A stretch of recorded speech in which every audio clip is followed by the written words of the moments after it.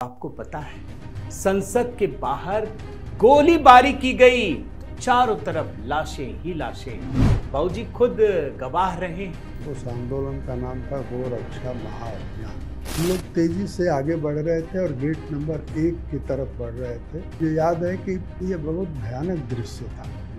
मुझे याद है रामेश्वरानंद, उनका भाषण समाप्त हुआ था और वाजपेयी जी खड़े हुए थे बोलने के लिए। तब तक ये आंसू गैस के गोले और गोली चलना शुरू हुआ, भगदड़ मची। शाम 7-8 बजे तक आसपास की जितनी सड़कें हैं उन पर लाशें बिछी, हजारों लोग मारे गए।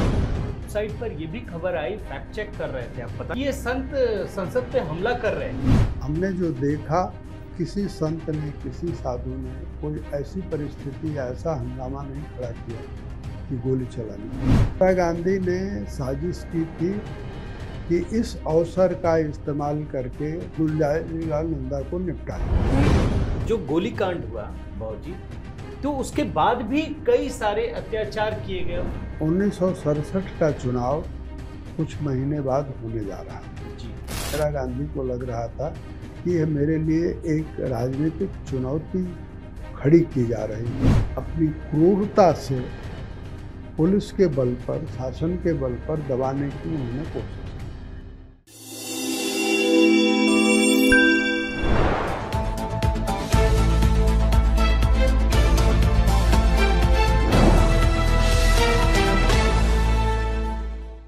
साथियों नमस्कार, मैं हरिश्चंद्र बर्णवाल।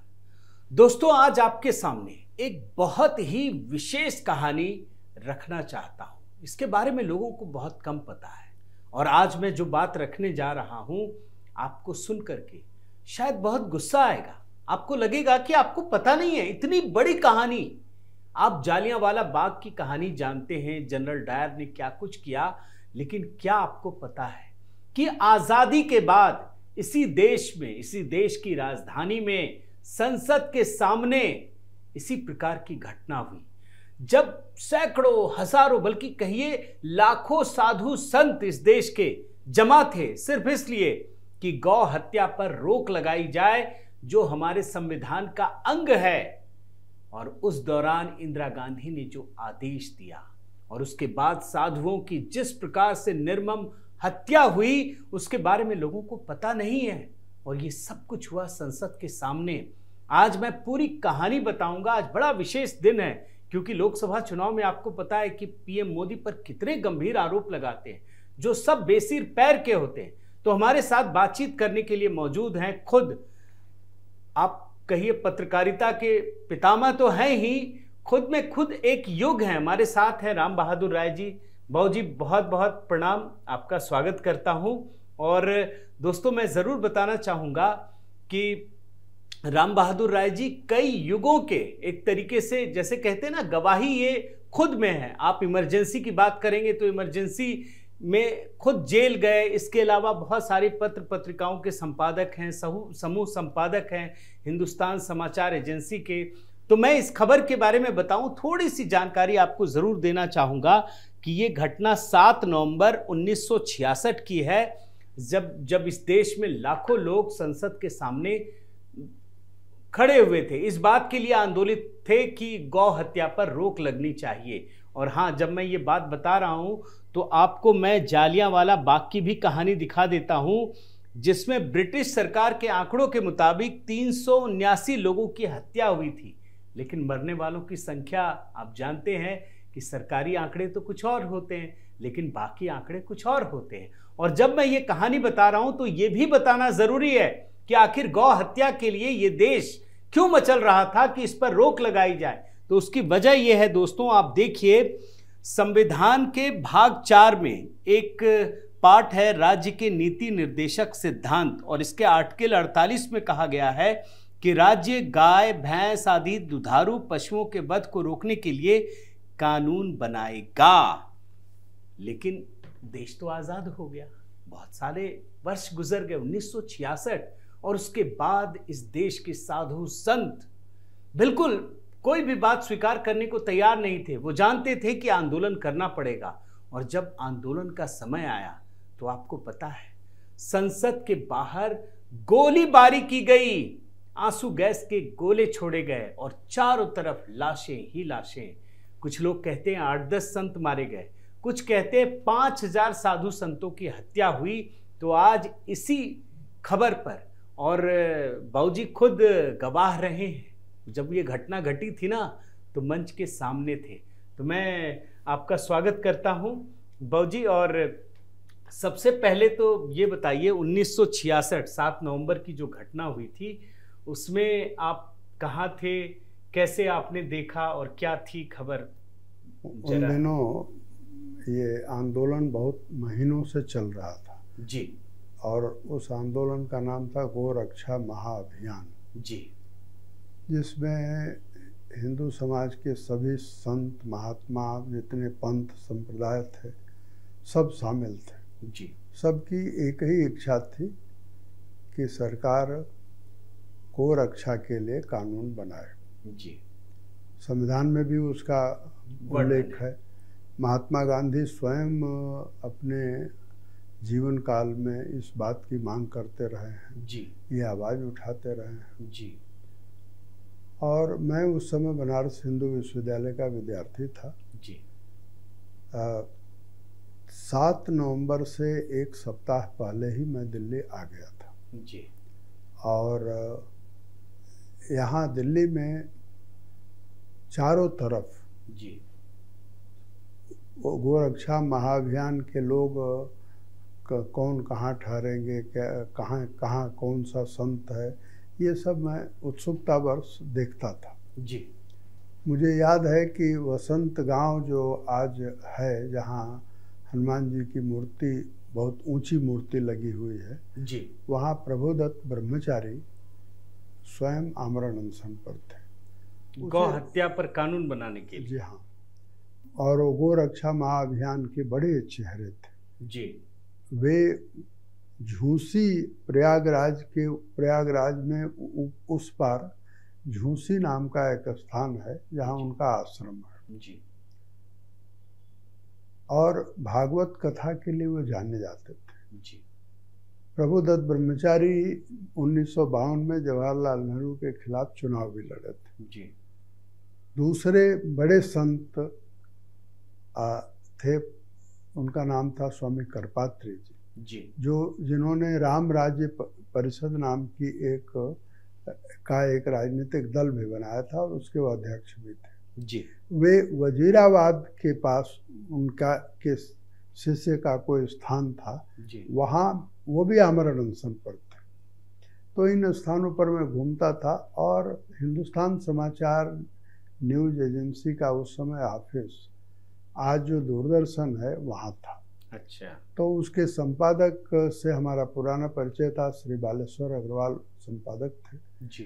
बालेश्वर जी को मैंने आने के 2-1 दिन बाद जाकर कहा कि 7 नवंबर को मैं आपके साथ मंच तक चलना चाहता हूँ ताकि हम लोगों को सुन सकें।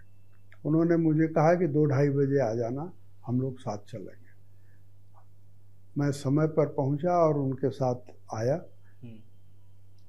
हम लोग यानी बालेश्वर अग्रवाल और उनके साथ में हम लोग तेजी से आगे बढ़ रहे थे और गेट नंबर 1 की तरफ बढ़ रहे थे जी। मुझे याद है कि पटेल चौक पर मंच लगा था जी। और माइक और मंच का मुख पार्लियामेंट की तरफ था जी।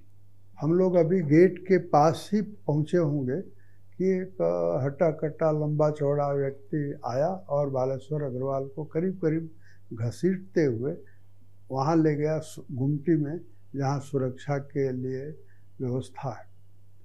तो मुझे थोड़ा बुरा लगा कि ये क्या बात है जी, क्यों ऐसा कर रहे हैं जी। तो उनके सामने ही मैंने बालेश्वर जी से पूछा कि ये कौन है। तो बालेश्वर जी ने भी परिचय कराया और उन्होंने स्वयं भी बाद में परिचय हुआ। वो थे LP सिंह, जो उस समय होम सेक्रेटरी थे, खुद होम सेक्रेटरी होम सेक्रेटरी थे। और उन्होंने कहा कि हमने बालेश्वर जी को और आपको इसलिए यहाँ पहुँचाया है क्योंकि गोली चलने जा रही है। अच्छा, उनको पता था ये कि उनको सब मालूम था, मैंने होम सेक्रेटरी हैं तो हाँ, इसलिए निश्चित उनको रूप से। उन्होंने ही ऑर्डर किया होगा या उन्होंने ही, उनको सब मालूम था और स्वयं वो मौके पर मौजूद है, ये भी इसका बात मतलब है। पहले से तैयारी चल रही थी कि गोलीबारी तो होगी? पहले से तैयारी चल रही थी, पहले से पहले उसका एक, मैं ये कहूँगा तैयारी से ज़्यादा साजिश चल रही थी। अच्छा। और आंसू गैस के गोले और उसके तैयार बाद रखे फिर हुए गोलियां चलनी शुरू हुई और ये बहुत भयानक दृश्य था। जी। मुझे याद है रामेश्वर आनंद, संत रामेश्वर आनंद जो लोकसभा के मेंबर भी थे, जी। हरियाणा से सांसद थे, जी। उनका भाषण समाप्त हुआ था और वाजपेयी जी खड़े हुए थे बोलने के लिए। जी। अब तब तक ये आंसू गैस के गोले और गोली चलना शुरू हुआ, भगदड़ मची और उसके बाद शाम 7-8 बजे तक जी। आसपास की जितनी सड़कें हैं उन पर लाशें बिछी हुई थी।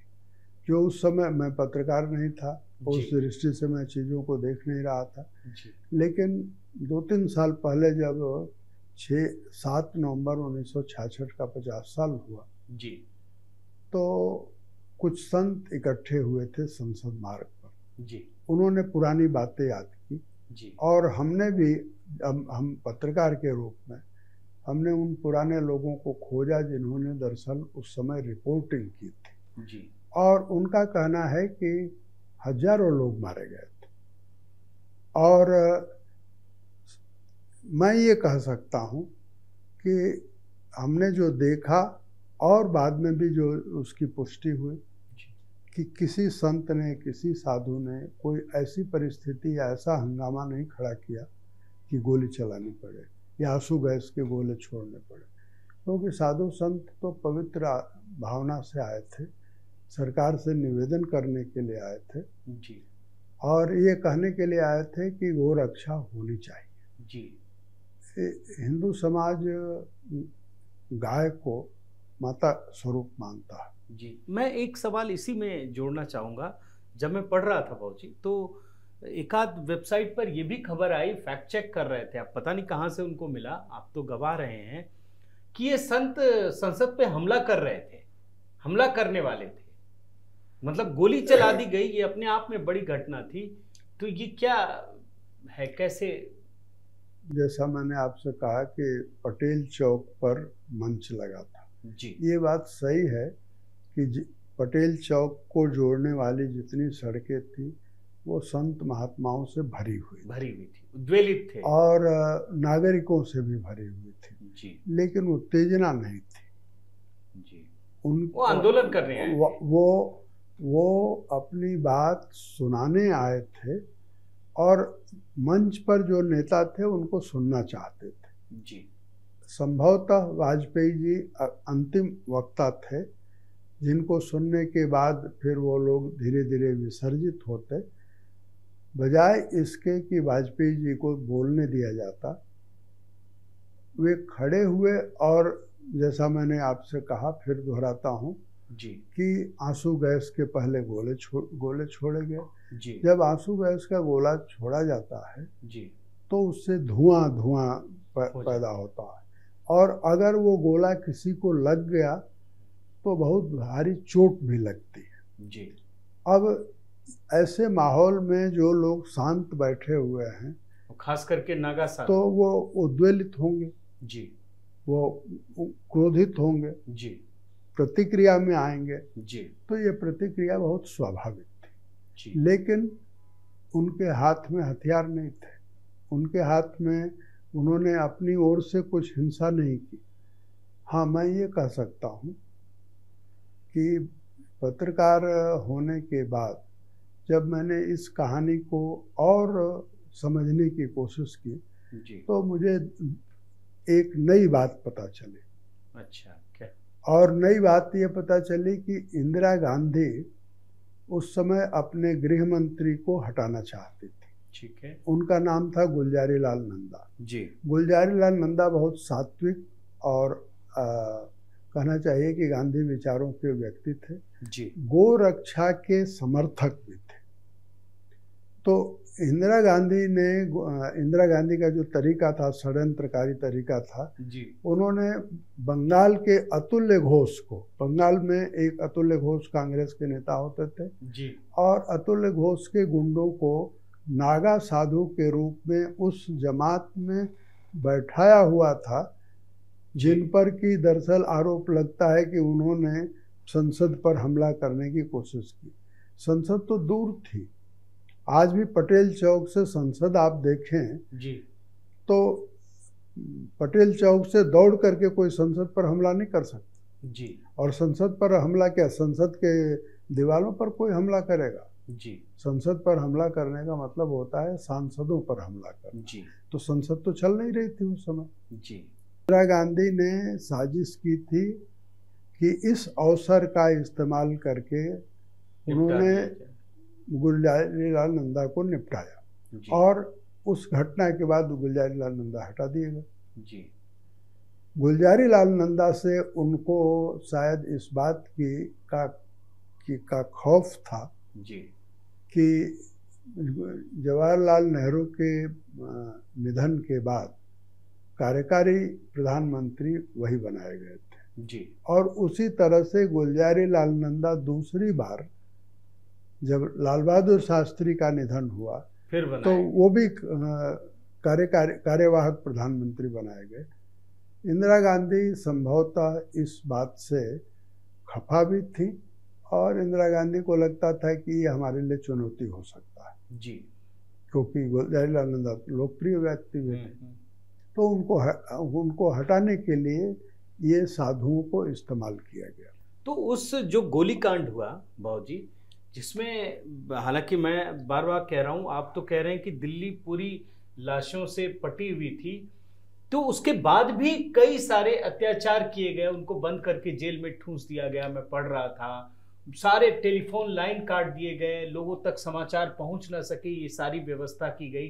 तो आखिर अगर वो सही थी इंदिरा गांधी, तो फिर ये क्यों, इतना डर क्यों? इंदिरा गांधी एक क्रूर राजनीतिक महिला थी जी, और जिद्दी थी। उनको ये जो 7 नवंबर 1966 है जी, उसकी जो राजनीतिक परिस्थितियां अगर आप देखेंगे जी, तो इंदिरा गांधी का डर आपको वास्तविक लगेगा। देश में अकाल था, महंगाई बढ़ रही थी जी, और कांग्रेस के खिलाफ लोगों का आक्रोश बढ़ता जा रहा था। जी, 1967 का चुनाव कुछ महीने बाद होने जा रहा था। जी, तो ये 3 जो बड़े कारण थे, उसके कारण इंदिरा गांधी को लग रहा था कि ये मेरे लिए एक राजनीतिक चुनौती खड़ी की जा रही है। जी, उस चुनौती को अपनी क्रूरता से पुलिस के बल पर, शासन के बल पर दबाने की उन्होंने कोशिश की जी, और उसका जो परिणाम हुआ कि साधु संत बड़ी संख्या में मारे गए, जो गिरफ्तार किए गए उनको तिहाड़ जेल डाल दिया गया जी, और जुल्म भी हुए उन पर। जी, उसका परिणाम दिखाई पड़ा 1967 के चुनाव में। 8 राज्यों में कांग्रेस साफ हो गई। 8 राज्यों में, पंजाब से लेकर बंगाल तक कांग्रेस का शासन विधानसभाओं में समाप्त हो गया। उस समय एक साथ विधानसभा और लोकसभा के चुनाव होते थे जी, तो उस 67 का आखिरी चुनाव है जो विधानसभा और लोकसभा साथ हुई। जी, विधानसभाओं में 8 विधानसभाओं में कांग्रेस सत्ता से हट गई, बेदखल हो गई और संविध सरकारें बनी। बंगाल में भी बनी, पंजाब में भी बनी, सब जगह बनी, 8 राज्यों में बनी। जी, दूसरी तरफ कांग्रेस के खिलाफ जो गुस्सा था, के कामराज को एक नौजवान ने तमिलनाडु में हराया था। जी, पार्लियामेंट में कांग्रेस सबसे कम बहुमत में चुन करके 1967 में ही आई थी। अगर मुझे ठीक याद है तो उसकी शायद 282 सीटें थी। अच्छा, जो कांग्रेस 352-53 सीटें जीतकर आती थी। जी, 1967 में कांग्रेस को जो इंदिरा गांधी के नेतृत्व में चुनाव हुआ था जी, 282 सीटें आई थी जी। तो ये इन चुनौतियों को वो क्रूरता से दबाना चाहती थी और गोरक्षा उनकी आस्था का विषय नहीं था। मैं आपको ये भी बताना चाहता हूँ कि 1980 के चुनाव से पहले संत विनोबा ने भी गोरक्षा का सवाल उठाया था और इंदिरा गांधी को पत्र लिखा था कि गोरक्षा के लिए आपको कानून बनाना चाहिए जी। उन्होंने आमरण अनशन पर जाने की धमकी भी दी थी। गोरक्षा का प्रश्न ऐसा है कि जमनालाल बजाज के छोटे भाई राधा कृष्ण बजाज जी वर्धा से आते थे जी, राजघाट की समाधि पर आते थे जी, और गोरक्षा के लिए सत्याग्रह करते थे। ये सत्याग्रह का सिलसिला हाल हाल तक चलता रहा है। आज भी गोरक्षा का सवाल उसी तरह से प्रासंगिक है जी, जैसे तब था जी। तो इसका मतलब है कि अब तो खैर बहुत सारी परिस्थितियां बदल गई हैं। मेरे ख्याल से भारतीय जनता पार्टी के लिए भी गोवा में अलग परिस्थिति है, मणिपुर में अलग है या यहाँ है, लेकिन ये एक ऐसी घटना है जिसके बारे में लोगों को पता ही नहीं है। अच्छा, जब आप ढूंढते हैं तो कई बार लगता है जानबूझकर इन खबरों को दबा दिया गया, पता नहीं चला, ऐसे लेखकों को आगे बढ़ाया गया जो इसको खारिज करने में लगे रहे। लेकिन ये सवाल इसलिए महत्वपूर्ण है दोस्तों कि आज जब संविधान की चर्चा होती है, ये कहा जाता है कि नरेंद्र मोदी क्या कर रहे हैं, क्या नहीं कर रहे हैं, तो आप देखिए संसद दिल्ली में, देश की राजधानी में हजारों साधु संतों के बीच फायरिंग की गई।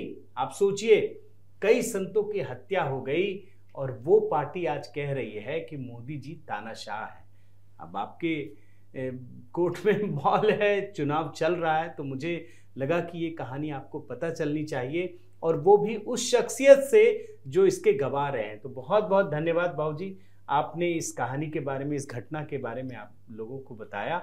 और मैं आप सबसे निवेदन करता हूं दोस्तों, जब आप इस तरह की खबरें देख रहे हैं तो जब भी मतदान हो और आपके एरिया में जब भी हो, जिस तारीख को भी हो, तो मतदान देने ज़रूर जाइए, वोट देने जाइए, यही आपका अधिकार है। बहुत बहुत धन्यवाद। इस चैनल को सब्सक्राइब कीजिए, लाइक कीजिए और कमेंट भी करके बताइए कि आपको ये वीडियो कैसा लगा। बहुत बहुत धन्यवाद। धन्यवाद। बहुत अच्छा।